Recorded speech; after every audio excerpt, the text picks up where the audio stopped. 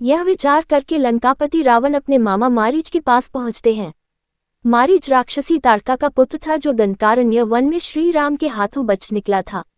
लंकापति रावण अपने मामा मारीच को राम लक्ष्मण के द्वारा शूर्पणखा का अपमान तथा खरदूषण के वध के बारे में बताता है तथा मारीच से ये भी निवेदन करता है कि वह राम की पत्नी सीता के हरण में उसकी सहायता करें।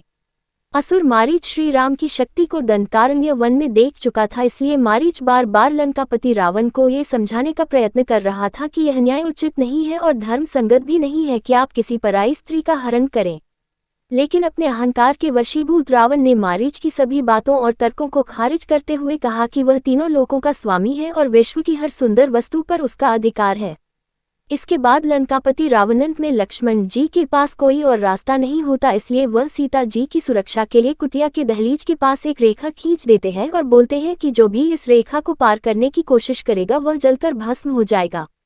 अंत में लक्ष्मण जाते जाते माता सीता से कहते हैं कि आप कितनी भी विकट परिस्थिति में इस रेखा को पार नहीं करेगी और कोई भी असुर, देव या जीव इस लक्ष्मण रेखा को पार नहीं कर पाएगा।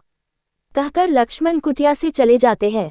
लक्ष्मी जी के जाते ही कुटिया के आसपास झाड़ियों में छुपा हुआ रावण बाहर निकलता है और कुटिया के अंदर जाने की कोशिश करता है।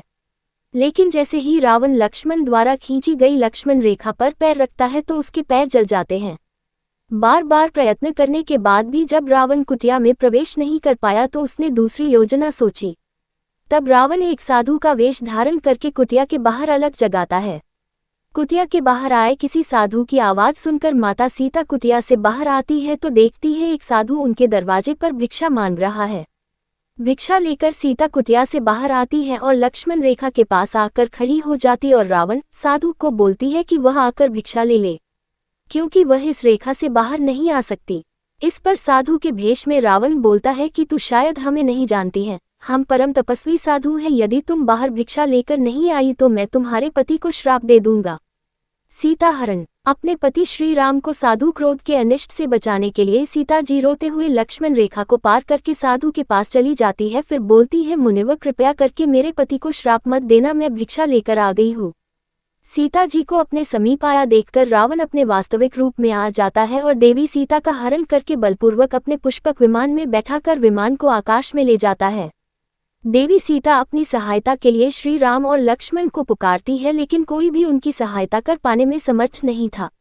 मारीच को धमकी देता है कि यदि वह उसकी सहायता नहीं करेगा तो वह उसे मृत्युदंड देगा।